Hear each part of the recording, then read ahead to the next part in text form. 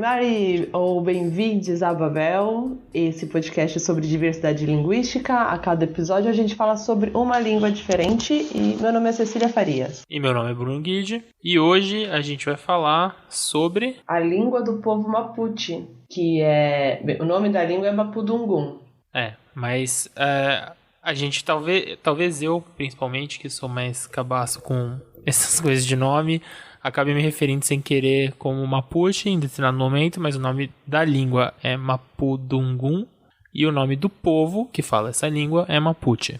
De todo modo, vamos aí para os nossos recados antes da gente começar o episódio. Certo? E acho que vai ser bem legal. A gente descobriu muita coisa legal ao fazer a pesquisa para essa língua. Além de ser um tema super relevante aí por causa das últimas semanas que a gente tem acompanhado uma explosão aí na América Latina. E, enfim, o símbolo do episódio é justamente a foto de um protesto no Chile com a bandeira Mapuche hasteada lá no alto. Isso aí. Bruno, começa dando uns recadinhos. Vamos lá. Então a primeira coisa que eu queria fazer é um convite para todo mundo. No dia 5 de dezembro, o grupo do qual eu e a Cecília fazemos parte, de divulgação científica organizado por pesquisadores e alunos de linguística, que é o Língua Franca, vai organizar um evento que chama Goles de Linguística. E basicamente consiste em a gente ir para um bar e fazer 2 apresentações temáticas e depois trocar uma ideia. Gente, é tipo bebida e linguística. É o paraíso. Não tem como ficar melhor. E aí, dessa vez, a edição vai ser especificamente sobre linguística computacional, que não é o tema desse podcast, mas é o tema que eu estudo há alguns anos. Então eu vou estar até lá falando. Então quem quiser aparecer para dar um prestígio, eu vou ficar muito feliz de encontrá-los. A primeira edição foi muito legal, foi sobre pesquisa em línguas indígenas. Houve uma discussão muito profícua. Desculpa usar certas palavras. Mas foi muito legal. E vai ser numa região ali no centro de São Paulo. A gente divulga nas nossas redes assim que tiver a arte pronta, né, de divulgação. Isso, a gente vai divulgar certinho o horário e o endereço do local, mas vai ser ali perto da Praça Roosevelt e vai ser no dia 5 de dezembro. Então, separa aí e é à noite. Então, salve a data e se prepara aí para aprender um pouco sobre linguística computacional. Aí eu queria mandar também um abraço para toda a podosfera antifascista, porque, enfim, tem sido bem importante aí fortalecer esses vínculos com quem está do lado certo, né? Nesses tempos tão bizarros que a gente tem vivido. E outra coisa também, né? Toda uma galera envolvida com produção independente de conteúdo, né? Sem vínculos, sem amarras com dinheiros institucionais que podem, às vezes, limitar o espectro que a gente abrange aqui nos temas. Tipo, sem patrocínio do Bradesco, né? É isso que você tá querendo dizer. Pô, eu sou discreta. Discreta com local. Não. Mas tudo bem. A gente... E fortalecer o trabalho de toda a podosfera independente também. A gente tá junto aí e a gente nunca vai ser a Globo entrando nesse mundinho. Aliás, vamos fortalecer toda a produção independente que a gente curtir, que a gente quer que continue existindo, né? Tanto nos podcasts, né, como outras produções artísticas ou de notícias, quer que seja, porque tem que manter essa liberdade de pensamento, né? É importante para garantir essa liberdade de pensamento mesmo.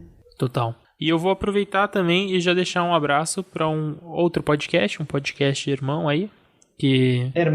Hermana, no caso, que é o Grifa Podcast. Vai lançar em breve o episódio 2, parte 2. As 2 Isadoras estão fazendo um trabalho muito competente aí de divulgação e de leitura, né? Como se fosse uma leitura acompanhada. É uma espécie de clube do livro feminista, né? Então elas pegam obras de teoria feminista e vão discutindo os pontos, assim, é bem, bem bacana. Tem coisa que fica mais clara, tem coisa que a gente não leu e que dá vontade de ler. E o fato de as 2 chamarem Isadora ajuda bastante, porque na dúvida você chama de Isadora. Beijo, Isadora. Um beijo, Isadora. É isso aí. E vão lá dar um prestígio ali pro Grifa Podcast. Tiago, nosso editor, a gente sempre quer mandar um beijo pra ele, porque ele salva a gente muitas vezes e, sei lá, muito competente o rapaz. E por extensão, a gente queria mandar um abraço pro Pistolando, que é o podcast do qual ele participa com a Letícia Dacker, e retribuir um beijinho aí que eles mandaram pra gente outro dia. É isso aí, e boa sorte, Thiago, editando esse episódio, que eu torço que seja fácil aí. Porque, por exemplo, digamos que eu tivesse bebido alguma coisa antes de começar a gravar. Não, será que eu bebi? Vamos supor que talvez não sei lá, né? Mas boa sorte, Thiago. E, gente, já que a gente falou sobre dar um apoio aí pra galera que produz conteúdo de forma independente, lembrando que nós temos uma plataforma um projeto de financiamento coletivo no Apoia-se, que é apoia.se/Babel Podcast. Vocês podem contribuir a partir de R$2 lá. E a gente quer aproveitar e mandar um abraço para os nossos apoiadores. Vocês logo, logo vão receber os nossos regalitos. E mesmo quem não apoia financeiramente, porque a vida não tá fácil para ninguém também, entendo, existe a forma compartilhamento, a forma de divulgação, pôr para tocar na caixinha de som na festa de Natal da família, na festa da firma. Isso, pega aquela caixinha JBL ali, leva pra praia e põe no talo o Babel ali. Isso! Nossa, aquele episódio do Swahili, a música final é a coisa mais animada, cara. Eu ouço ela de vez em quando eu preciso de uma animação, na verdade. Perfeito. Lembrando que, já que a gente tá falando de tocar, a gente tem uma playlist no Spotify. Nossa, Bruno, eu nem tinha pensado em fazer esse gancho, hein? Nossa, foi genial. Parabéns, Cília. Enfim, a gente tem uma playlist no Spotify chamada Torre de Dança, em que a gente coloca as músicas que são tocadas ao longo dos episódios. Então lá você ouve todas essas músicas compiladas. Só tem uma limitação de, não é tudo que tá no Spotify, né? Mas tudo que a gente encontra, a gente coloca lá. Finalmente ela está atualizada. Vão lá. Nós existimos nas redes sociais também como arrobas, né? @Babel Podcast, no Twitter e no Instagram. Estamos no Facebook e também subimos agora os nossos episódios no YouTube para as pessoas que não estão afim ou familiarizadas, ou não importa a condição, prefere YouTube, tem no YouTube também. Isso aí, então vamos lá para o nosso episódio. Bora lá!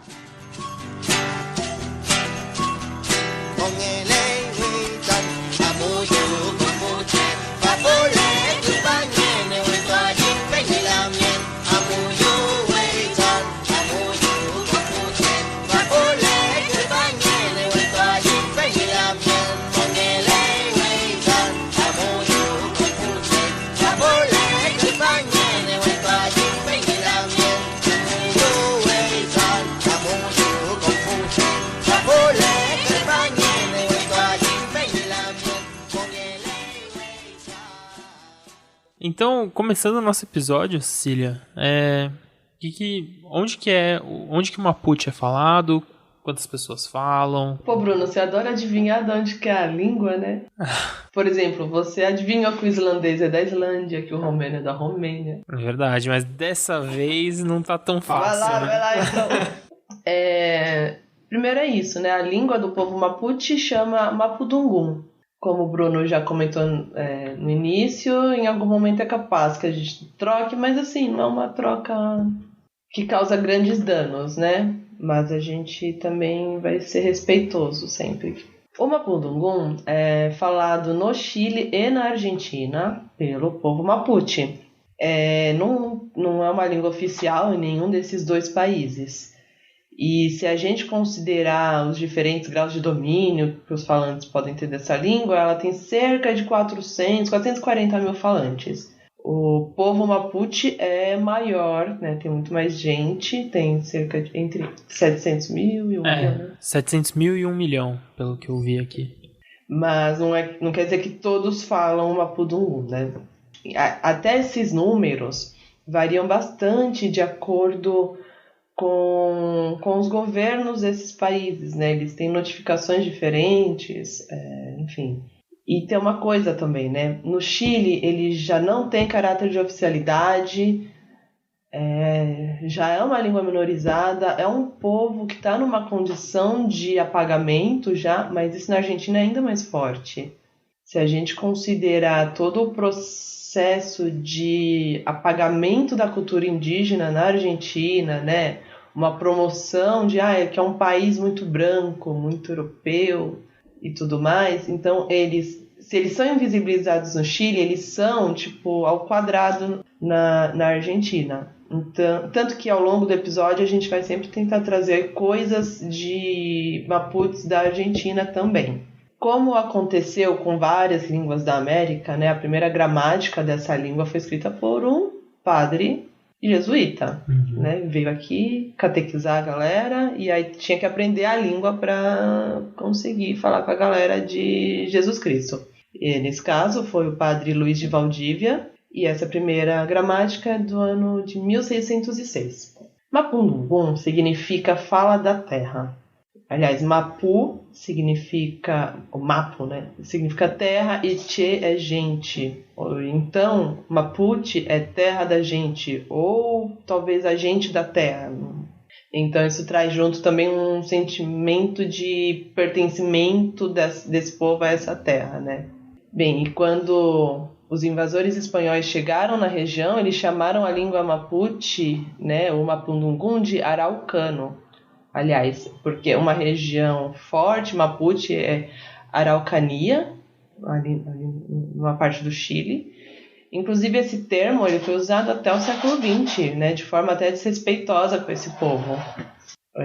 E tem uma coisa que é muito legal, Bruno, que eu acho muito massa, é que o povo Mapuche ele foi conhecido por nunca ter sido derrotado militarmente, nem pelos espanhóis e nem pelos incas antes da ocupação europeia aqui, né? Então, assim, houve um apagamento, houve de outra forma, assim, mas não foram derrotas militares, né? Mas é claro, ainda assim ele sofre com discriminação e com todo um processo de aculturamento que foi imposto pelos governos chileno e argentino. E isso também acho que já leva a gente, né, pro tópico da história, né? A gente tem que falar um pouco da história para entender como que é essa situação, né? As línguas indígenas, na América, a gente sempre tem essa história era de um jeito, aí rola a conquista, e aí as coisas mudam drasticamente. Conquista não, né? Invasão. E, enfim, vamos falar um pouco sobre a história dos Mapuche, desde antes da invasão até o Estado moderno, né? Para falar também um pouco sobre como estão as questões Mapuche hoje.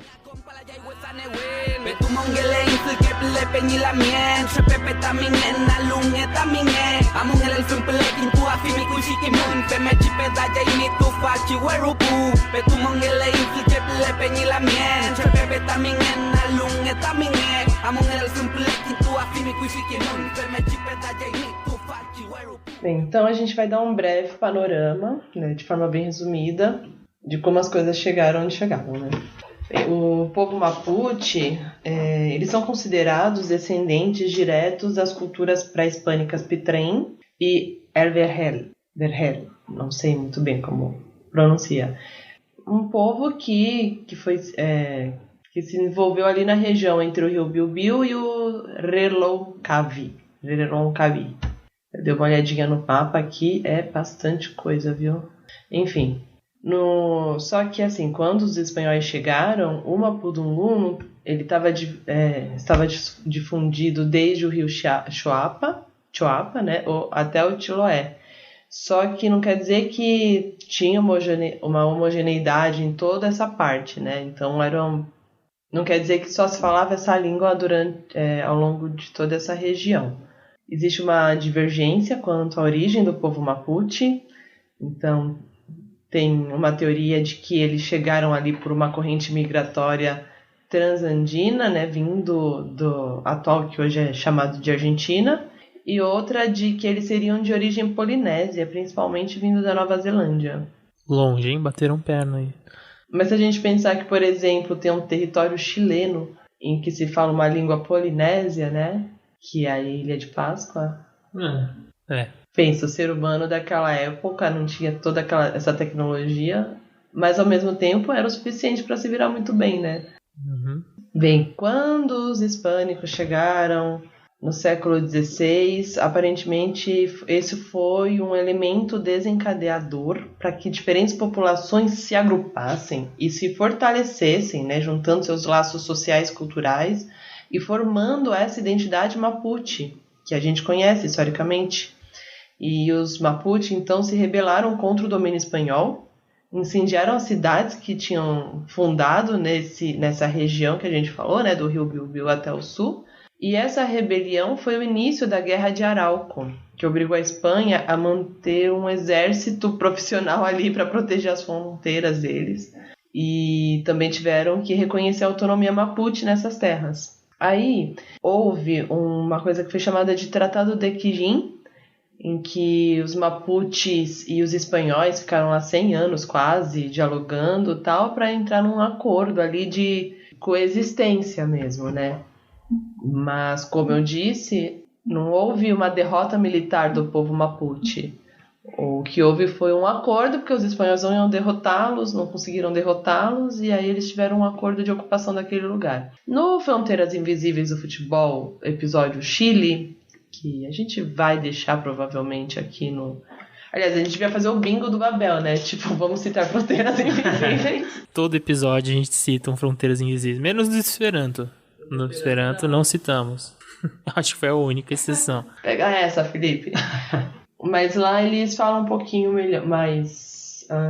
detidamente sobre a história, né? E é isso, eles foram resistindo, né? Até um processo chamado de pacificação de Araucania. E, aliás, aquela rebelião, né, que virou a Guerra de Arauco tem a ver com o nome da região, né, de Araucania. Que é também como os hispânicos chamavam esse povo, né, mesmo não sendo o nome. De forma pejorativa mesmo, né? Aliás, sabia que... Nossa, digressão, desculpa. Sabe quando a gente fala de Pinheiro do Paraná, que é a Araucária? Uhum. Eu já vi uma reivindicação chilena, de uma identidade chilena baseada na Araucária também. Ah, é? Olha só. Tipo, num congresso de filologia, assim, uma professora paranaense apresentando todo um trabalho sobre a Araucária e um professor chileno levanta, não, mas essa árvore é nosso símbolo. E a paranaense falava, não, é símbolo do Paraná. E eles, não, é símbolo do Chile. Nossa. Enfim. Nacionalismos. Mas eu acho Santiago e Curitiba muito parecidas, de qualquer forma. Justo. Mas isso não tem a ver exatamente com Mapuche. Foi mal, galera. Não, tudo bem. Então, lá no século XIX, nesse processo chamado de pacificação da Araucania, né, essa ação militar visava conquistar mais territórios exploráveis e foi impulsionada por uma ideologia... Nossa, é muito difícil, assim, né, também saber qual é o momento em que a gente chama de o governo chileno e o governo espanhol, porque não é só uma independência que transforma, né? Porque quando a gente falou os chilenos, o governo chileno oprimindo o povo Mapuche, é um povo chileno hispânico, na verdade, né? Sim. Deixa eu pensar. Mas, enfim, tudo... Esse processo aí de conquista de novos territórios desse governo chileno hispânico foi impulsionado por uma ideologia que defendia a eliminação de indígenas, né, em nome de uma tal de civilização, né, que eles querem dizer cultura europeia. É um clássico, né, da noção de modernidade trazida, importada aqui pela América Latina, né, em que você... Importada e imposta, né, na verdade. Mas que assim, tem muito nativo daqui que engloba isso e que toca uma política de que tem que civilizar, ocupar, mesmo se você pensar hoje, assim, a gente vê muita gente que quer pegar terra indígena para explorar, né, para tirar dinheiro dali, para desenvolver, num termo absolutamente europeizado, né. E essa é uma coisa que vem aí, século XIX tava bombando isso também. Nossa, sim. E, no fim... A ideia de ocupação, né, com essa desculpa de uma civilização, foi criando uma ocupação com elementos crioulos europeus, crioulos no sentido de misturado, né, de... Não, são Os crioulos são mais os brancos, né? Os brancos nascidos na América, né? Isso. E então foi acontecendo um processo de aculturação nisso, né? Então não ganha pela via militar, digamos, mas vai rolando um processo de aculturação. E nesse processo ocorreu um declínio muito grande desde as posses de terras deles, por conta de usurpações maciças desses territórios, até você cria uma dependência desse povo do Estado, porque eles não vão ter esse acesso à terra para a sua sobrevivência, e aí ele vai depender do Estado para coisas muito básicas. Então, se antes tinha um acesso à água, por exemplo, quando você tira o acesso desse povo à água do rio, ele depende de uma água encanada, né, de comprar água. E é uma desorganização social causada pela perda de autoridade dos loncos. Aliás, os loncos, lonco é o nome que é dado às lideranças Mapuche. E por conta disso tudo, desde o começo do século XX, a ação Mapuche ela ocorre muito no campo militar também, no campo político, atinge desde os guerreiros, as lideranças das organizações Mapuche, e acontece também no campo, mas também na cidade, porque tem uma migração muito grande desse povo que perde acesso a meios de sobrevivência no campo e acaba indo para a cidade. E na cidade, inclusive, intensifica-se muitas vezes o processo de aculturamento. Ao mesmo tempo, tem uma agrupação ali de discussão intelectual e profissional dentro da sociedade Mapuche. Eles também se encontram como iguais dentro da cidade, né? Então, tem esses dois processos, desde o processo de um apagamento, quando eles saem do campo, mas eles também têm os que chegam lá e se reconhecem como oriundos da mesma origem.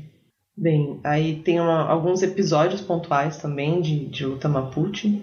Por exemplo, em 1910, a primeira organização indígena do país, que é a Sociedade Caupolicã, levantou uma série de petições de natureza étnica e camponesa. Dos anos 60 até 1973, os Mapuche participam de uma luta por reforma agrária, tentando recuperar essas terras que foram usurpadas. Existe essa migração progressiva dos Mapuches para a cidade também a partir dessa época. E aí, assim, 73, né, é o golpe, né, militar no Chile, que é o início da ditadura do Pinochet, né? E, enfim, além de todos os abusos nos direitos humanos, né, para uma população em geral no Chile, os Mapuche não tiveram uma melhor sorte, né? Também foram muito massacrados. A questão agrária sempre foi uma bandeira levantada por essa extrema-direita na Sul-América, né? E o massacre das populações indígenas para o desenvolvimento desse campo, latifundiário, sempre foi uma bandeira da extrema-direita, e com o Pinochet não foi diferente. Então, todo esse desenvolvimento que falam do Chile, né? Do Chile ser um país da América do Sul, que é um paraíso, que é o lugar mais desenvolvido, com os melhores índices e tal. Tem coisas que são índices mesmo, que não dá para discordar, mas a gente sempre pode questionar, né? Os Mapuche nunca participaram desse plano de enriquecimento do Chile, né? Eles sempre foram deixados à margem, sempre foram massacrados. Enfim, você quer acrescentar alguma coisa dessa parte da ditadura? Assim, é uma coisa que não é só local, né? Um dos aspectos das ditaduras tem muito a ver com isso de apagamento de outros povos em prol de criar uma grande nação única e homogênea. Total. E é isso, assim, então no final dos anos 70, quase 70% da população Mapuche estava na cidade já, porque foram expulsos do campo, e em situação de extrema pobreza, né? Então, é isso, você tem lá uma coisa que é chamada problema indígena, né? Que é uma de olhar só como se fosse uma coisa camponesa. Enfim. E lembra que a gente falou lá no episódio sobre línguas indígenas brasileiras que a questão indígena não é uma coisa só do campo. Então a cidade com a maior população indígena do país é São Paulo, por exemplo. E, bem, é isso. E tem toda uma questão do acesso à terra, do acesso da produção comum das coisas, do viver e tal. E eu indico muito os trabalhos da Silvia Federici, que ela fala sobre a luta pelos comuns como uma forma de construção de sociedades mais igualitárias, que a produção das coisas não passe pela lógica capitalista então você produz as coisas para que os seus iguais usufruam daquilo e sem estruturas de exploração da mão de obra. Bem, mas isso aí não é uma coisa específica do episódio, né? Mas sim, informação geral. E, assim, também acho que é uma coisa importante a gente tratar, que algo que é bastante denunciado, assim, nos últimos anos, é que, claro, a ditadura Pinochet acabou, o Chile é um país que se redemocratizou, e que não foi uma redemocratização que tentou esconder as coisas, sabe? Eles têm uma presença até bastante consciente, assim, do que aconteceu e de como aquilo não pode se repetir. Inclusive serve de lição para algum vizinho de lá. Mas diferente de certos países, né? Brasil. Mas, se a gente for analisar na perspectiva Mapuche, as leis antiterrorismo do Pinochet são usadas constantemente contra lideranças Mapuche ainda hoje, porque a questão indígena agrária é tratada como uma questão de terrorismo e lideranças indígenas Mapuche são presas, são mortas, tudo isso baseado nas mesmas leis absurdas e abjetas da época do Pinochet, né? Não, e assim, pensando no caso Mapuche na Argentina, essa perseguição aos povos originários é bem antigo já e tal, e que houve um crescimento de perseguição a lideranças Mapuche no governo Macri. Não é que antes dele estava tudo bem, né? Mas coincidentemente aumentou bastante. Inclusive, vocês lembram do caso do Santiago Maldonado? Um ativista que defendia a causa Mapuche e ficou desaparecido após uma desocupação de uma estrada lá na Patagônia, numa ação deles. Na época houve toda uma campanha na Argentina que repercutiu em outras partes do mundo, né? Aqui foi falado bastante. E, bem, depois de um bom tempo procurando, ele foi encontrado morto, misteriosamente morto afogado, né? Eu só preciso confirmar, eu não lembro que ano que foi agora. Acho que foi 2017. Isso, acho que foi por aí. Eu lembro que quando eu viajei pra Argentina em meio de 2018, assim, ainda estava bastante presente a figura do Santiago Maldonado, né? Em máscaras, em grafites e tal. Inclusive, tem um líder Mapuche, um lonco, que é o Facundo Jones, ou Jones, não sei como fala, Wala, que ele foi um dos que ocupou as terras da Benetton lá na Patagônia. Sabe aquela marca de roupa italiana? Olha só. Eles têm, tipo, uma terra gigantesca lá na parte da Patagônia Argentina, né? E aí eles ocuparam lá, porque são latifúndios enormes para fabricar umas roupas. Bizarro. E é um cara que foi perseguido e preso também, tá? Nem vi como ele tá nesse exato momento agora. Pode crer. Enfim, bem, hoje no Chile a população Mapuche chega a 700 mil pessoas, né? Só que pensando que existem 18 milhões de chilenos. E a maioria deles mora nas regiões ali da Araucanía e Los Rios, que fica a 600 quilômetros ao sul da capital, né, Santiago. E até hoje eles estão aí lutando para serem reconhecidos como um povo na Constituição chilena, gente. E assim, falta melhorar muita coisa na atuação do governo, na preservação da língua mapudungum. E eles também, na parte linguística também específica, eles estão aí numa briga para conseguirem registrar um alfabeto próprio para a língua deles. E eu acho que eu acrescentaria só que, assim, que seria interessante a gente tratar mais, mas a gente também não tem muito como, né? Porque nos protestos recentes no Chile, foi a figura dos Mapuche foi muito presente, né? Bastante presente, assim. Considerando todos os povos originários que existem ali, foi o que sobressaiu, né?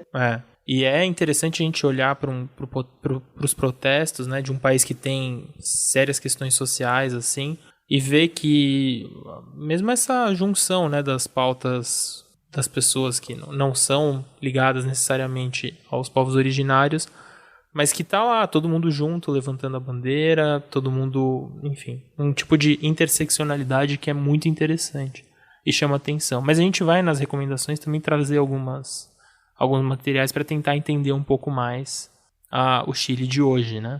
Ai, gente, as recomendações estão bem legais, na verdade.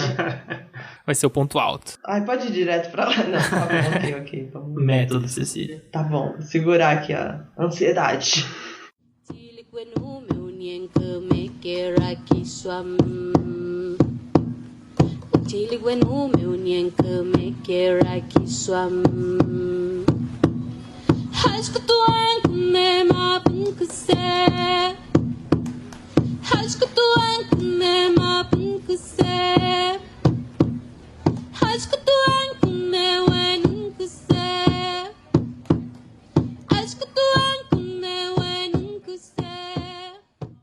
Agora, a gente vai ouvir um pouquinho de Mapuche. É um trecho de uma entrevista com uma poeta chamada Maria Teresa Pantillo.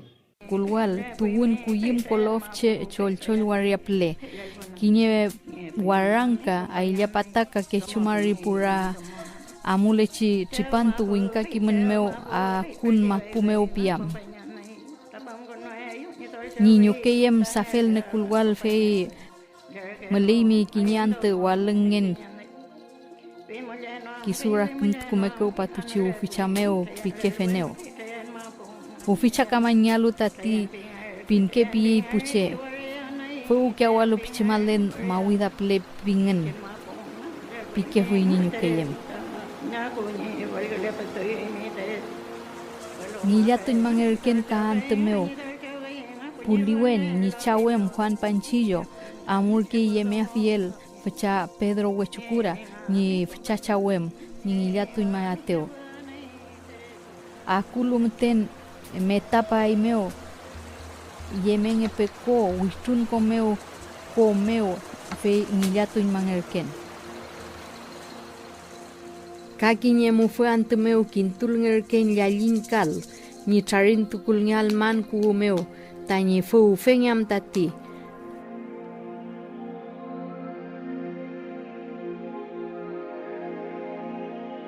felelo amongen mapuche kimen meo.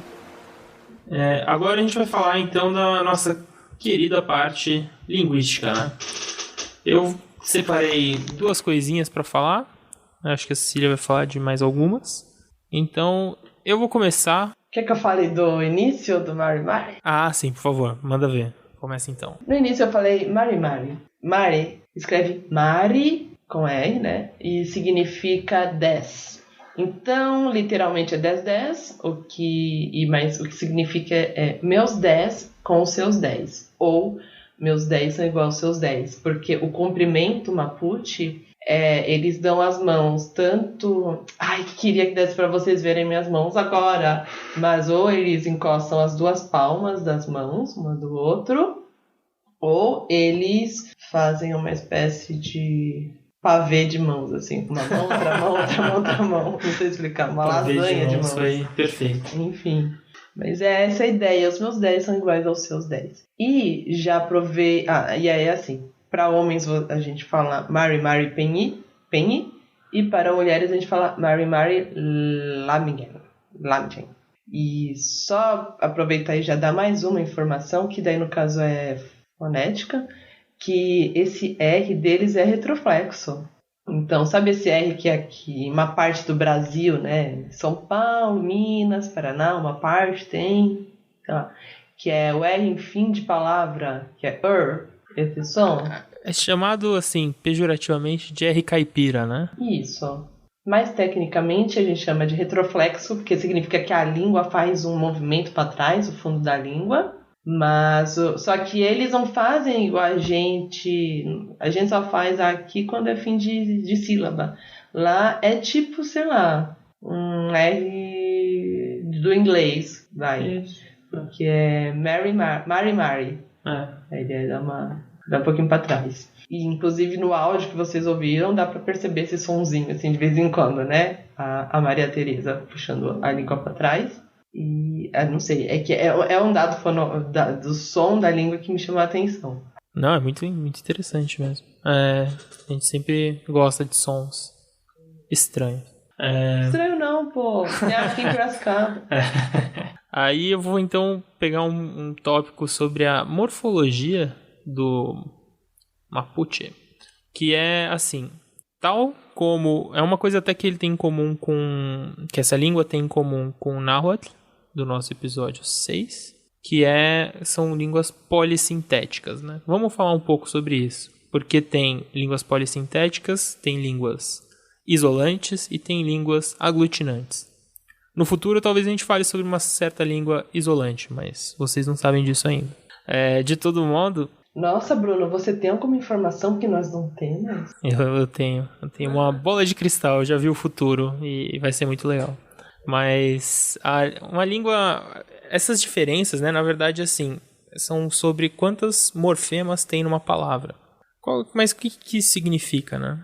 Quando a gente tem uma língua polissintética, às vezes você tem uma frase inteira em uma palavra só. Você tem vários pedacinhos dessa palavra, cada um deles representa uma coisa. Um deles representa o sujeito da frase, outro deles representa a flexão do verbo, em termos de tempo, outro representa em termos de pessoa, outro representa em termos de aspecto. Então, são línguas que juntam muitas informações em uma palavra. Na verdade, Mapuche, assim como o Náhuatl, às vezes você tem uma frase que são duas palavras. Então, uma palavra indica um pedacinho, assim, tipo, sei lá, identifica... Sujeito e verbo. O sujeito, e a outra palavra é verbo e complemento. Então, tudo tá lá, assim. Verbo, complemento e assim... Se você desdobrar para o português, você vai precisar de umas 8 palavras para identificar aquela uma palavrinha só. Uma palavrona, na verdade, elas ficam bem grandes. Então, isso é uma coisa muito curiosa, assim, e é um fenômeno que ocorre em várias línguas no mundo, né? Não é uma coisa exclusiva daqui. Mas o Mapuche tem outra característica, que ele também é aglutinante. E línguas aglutinantes, elas tendem a juntar palavras. Não bastava juntar um monte de morfemas, você junta as palavras inteiras. Exato. Então, ele não só junta morfemas em uma palavrona, como às vezes ele junta palavronas. E então você acaba tendo frases que são realmente uma palavra. É bem interessante. Assim, é uma característica que torna assim, uma língua bem... Chama muita atenção, né? Que você vai pegar uma frase escrita no Mapuche e às vezes tem, sei lá, uma palavra com 40 letras, assim. Então, aí você fica, meu Deus, é impossível. Não, mas na verdade tá tudo lá, é tudo bem lógico, enfim. Tem um exemplo aqui, né? Tem, mas eu não vou ler, não. Tá, não, eu vou ler com calma, tudo vai dar certo. Katru Mamul Mean. Acho que é isso. E que significa vou cortar lenha, uma palavra só. Tudo isso que eu falei pausadamente, mas isso é uma palavra só, tipo Katru Mamul Mean. E tipo, Mamul é lenha, Katru, cortar, e o resto significa o sujeito que realiza essa ação. Então, em uma palavra só, você tem uma frase inteira. Exato. Isso é frequente na língua. Bem, tem aquela questão do alfabeto, que eles estão num processo de registro da língua e de lutar para ter um alfabeto próprio, né?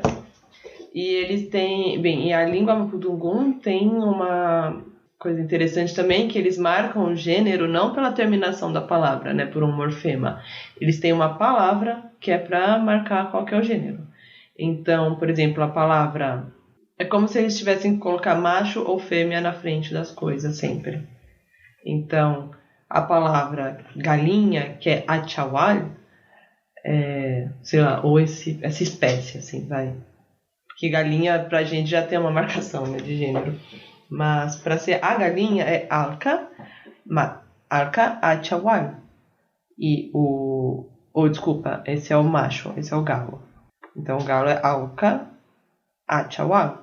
E se for a fêmea, a galinha, seria domo achawal. Então, você tem uma palavra separada e não uma terminação, como a gente faz, por exemplo, em português. Isso. E pegando um último um último aspecto, eu vou aproveitar para falar de acento. E olha só, que é quando a gente... Acento aqui não é aquele acento gráfico, né? Mas o acento, tipo, definisse uma palavra oxítona, paroxítona ou proparoxítona. E o funcionamento do acento no Mapudungun, eu acho que ele tem algumas relações com o funcionamento do acento em português. Então, por isso que eu achei interessante trazer. No português, a regra assim, que mais funciona ela é assim: se a palavra termina com sílaba fechada, ela é oxítona. Se não, ela é paroxítona. O que é uma sílaba fechada ou sílaba aberta? Sílaba fechada é aquela que termina em consoante, basicamente. Então, por exemplo, amor é oxítona porque termina com uma sílaba fechada. Carro é paroxítona porque termina com uma sílaba aberta. Não funciona. Já adianto para vocês que é bem fácil achar tanto palavras que terminam em sílaba aberta e são oxítonas, como, sei lá, urubu. Não por coincidência, são palavras que vêm de origens diferentes. E também você acha palavras paroxítonas que terminam em sílabas pesadas. Exato. Não, mas aí flexão verbal tem toda uma questão. Mas tudo bem. De todo modo, vamos falar do... Isso, mas tem acento. Justamente, tem que ter acento porque... mas tem que ter acento porque foge da regra, né? Mas, fugindo do português, não vamos falar do português porque dá muita treta. Mas, em Mapudungun, as sílabas fechadas e abertas também têm uma presença. Então, as palavras que têm 2 sílabas, se as 2 sílabas são abertas ou fechadas, se as 2 são iguais, o acento vai para a última. Se uma delas é fechada, vai cair nela. Então, por exemplo, ruká, são 2 sílabas abertas, vai cair em K na final. Intim, que são 2 fechadas, vai cair na final, que é tim. Ruká significa casa, intim significa nós. Só para dar uma... É verdade, importante. Narki, que tem uma fechada, nar, e uma aberta, ki, vai ser narki, com a força na primeira sílaba, e significa gato. E kuyen, que significa lua, tem uma aberta, que é ku, e uma fechada, que é yen. Então, o padrão do acento sempre, eu achei muito curioso que se é uniforme, vai cair na última, e se tem variação, cai na pesada. Achei bem interessante isso. Mas acho que é isso, assim, acaba por aí. O acento é um tema que eu estudei no meu mestrado, então por isso eu sempre acho curioso. E é muito grato, né?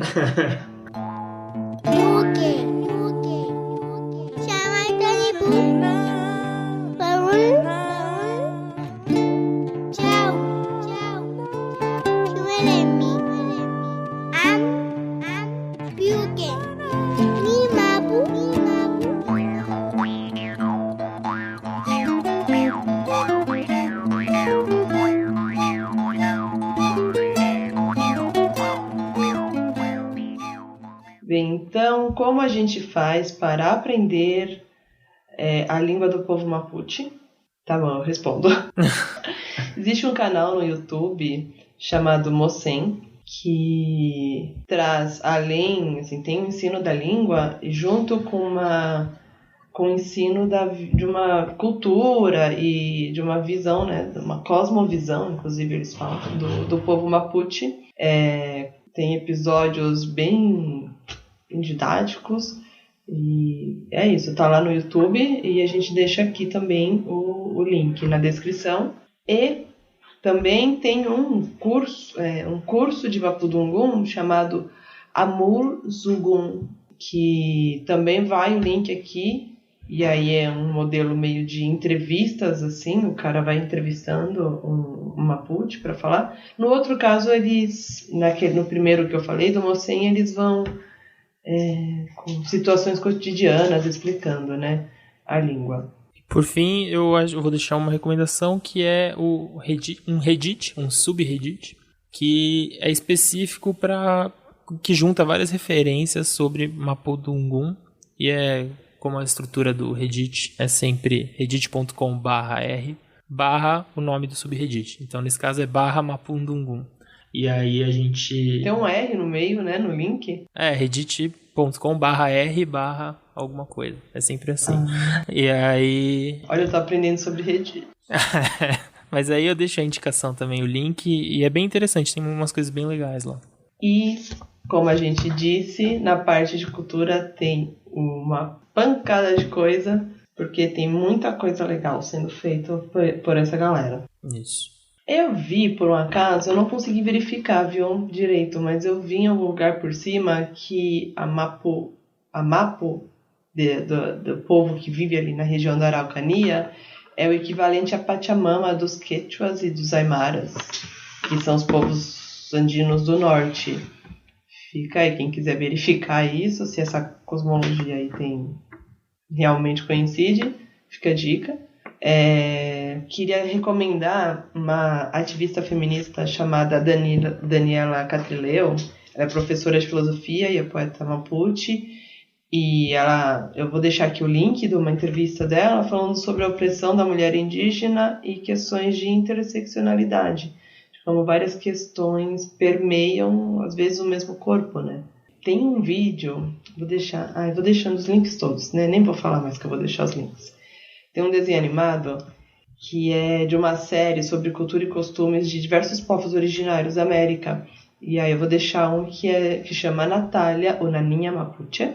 Tá em castelhano, mas tem algumas palavras só em Mapuche, mas vai mostrando, né, um pouquinho de costumes, assim, é muito simpático, já mostra para as crianças, para elas irem crescendo com coisas assim. Tá. Falar agora? Eu vou recomendar. É que eu tenho tanta coisa aqui, senão eu vou ficar meia hora. Eu tenho menos coisa, então eu vou recomendar brevemente aqui. Mas eu achei legal que saiu um anticast recentemente com uma ativista chilena /brasileira, que é a Sabrina Aquino, falando especificamente sobre a situação do Chile agora. Eu acho que é importante a gente entender tanto a situação do Chile, tentar entender, tentar tirar algum sentido, tanto da situação do Chile quanto da situação da Bolívia, porque, enfim, está muito, muito mais perto do que a gente no Brasil tende a achar, né? Então, recomendo. E, se eu não me engano, ela também gravou um vídeo com a Sabrina Fernandes, do Tese 11. Enfim, se não gravou, eu recomendo de todo modo o canal da Tese 11, porque justamente para acompanhar essa situação. Eu tenho uma série aqui agora, vai ser cinema. Vamos que vamos. Bem, primeiro, tem um filme, cara, que chama Amucan, que é de um cineasta chamado Francisco Turulesen, que é todo em Mapudungun. Ele é o segundo filme chileno todo feito em língua Mapudungun, né? Inclusive, Amucan significa viagem. Conta a história de um jovem Mapuche que vivia ali na cordilheira de acordo com as tradições ancestrais do povo, e aí, em um momento, resolveu seguir outros caminhos por aí. E, bem, o ator principal, inclusive, que é o Pedro Manquepirpaine, ele também foi o ator do primeiro filme em Mapudungun, né? Não só desse segundo. Que o primeiro chama Kono Wecho. E esse filme estava enfrentando, eu não vi o desfecho, né? Mas há pouco tempo atrás ele estava enfrentando dificuldades para conseguir ser projetado no território chileno. Ele chegou a participar de festivais internacionais, ganhar prêmio em Guadalajara e tudo. Mas as salas comerciais no Chile não estavam muito dispostas a exibir o filme, né? Então não tem... Aliás, redação do Enem, a questão não tipo, permeia muitas coisas, né? Então, o acesso ao cinema vai desde a produção, de quem vai ser representado ali, também a parte de reprodução nas salas, né? Claro. E aí, aproveitando a linha cinema, Enem 2019, vou deixar aqui o link para a página do Festival Internacional de Cinema e Artes Indígenas de Wallmapu. Wallmapu é nação do povo Mapuche, então... Então, assim, tem diversas coisas. O desse ano acabou de acontecer, que foi de 5 a 12, se não me engano, de novembro. Mas fica aqui o link para... Vão acessando, vão vendo as coisas que tem lá, vão pegando referências que recomendo. Também tem um filme que chama La Voz Mapuche, que é um documentário que percorreu por diversas comunidades Mapuche para fazer uma espécie de etnografia. E acredito que, bem, acabou a sessão Enem 2019. Eu vou deixar um podcast que a gente já tinha recomendado, mas eu acho importante pontuar aqui também é o Fronteiras Invisíveis sobre o Chile, né? Ajuda a dar uma contextualizada no geral, né? Cara, é muito nome aqui, viu? Ó, vou deixar aqui o link, que é uma entrevista da cantora Anahy Mariluán, que é mapuche nascida na Argentina, né? Como eu disse, a gente fica associando muito Mapuche a Chile, mas eles são ainda mais apagados na Argentina e tem que lembrar que esse povo existe e resiste ali. Então deixo aqui uma entrevista dela para Deutsche Welle. Fica aqui e tá tudo em espanhol, tá? Deixo aqui também um link que é sobre uma série sobre línguas faladas no Chile, que é lá o link com a Maria Teresa Pantillo.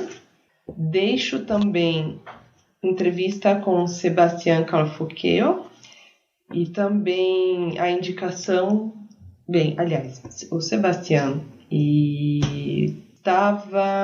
tem obra dele exposta nesse exato momento no MASP, na exposição que o Bruno vai me ajudar a lembrar o nome agora. Deixa eu ver. Te vira! História feminina. Vem cá. Vai ter uma participação especial. Vou lá. Oi. Olá, Grifa fãs. Olá, Babel Podcast. Chama História das Mulheres, Histórias Feministas e tá até dia 17 só no ar. No ar? Em exposição. Na Terra. Na Terra. É isso aí. No primeiro andar. Beijo. É isso. Participação de Isadora. Qual Isadora? Ninguém sabe. Faz uma enquete. É isso, vai estar até o dia 17, então quem correr, ouvir o episódio consegue ir lá ver, e tiver em São Paulo, claro, né? Mas tem umas exposições desse tipo que costumam correr por museus por aí, então vai que rola, né, por aí. E de qualquer forma, a gente vai deixar os links aqui, tanto para a entrevista com o Sebastián Calfuqueo, como para a página da Kátia Sepúlveda, que também está lá. É uma artista plástica transfeminista, que eu acho bem legal vocês darem uma olhada, né, para entender não só língua ou coisas muito clássicas de história, mas de questões discutidas atualmente. E, bem, já que a gente falou de história, tem um livro que é muito louco, que chama Los Mapuches y el proceso que los convirtió en indios, Psicologia de la Discriminación, que vai discutir coisas como epistemicídio mesmo, né, de como eles têm uma identificação como Mapuche e de repente vira tudo índio. Exato. Né? E é do professor Julio Paijalef Leinao, que é um descendente Mapuche. Cara, eu falei muita coisa, né? Mas, também tem uma página que chama Chile Pré-Colombino. Fala mais. Quero mais coisas, Cecília.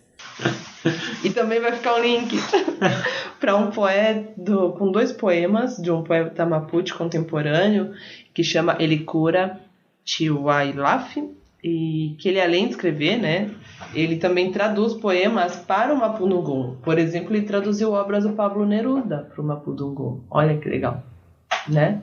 Vai ter uma rinca de link aí, o que interessar para vocês de linguagem, vocês acessem.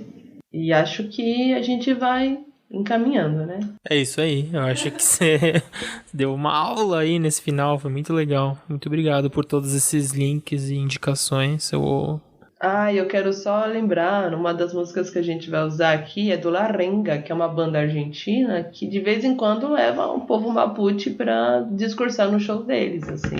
Demais. E bem, como é que fala adeus? Como os mapuche falam adeus? Eu calhar. É isso.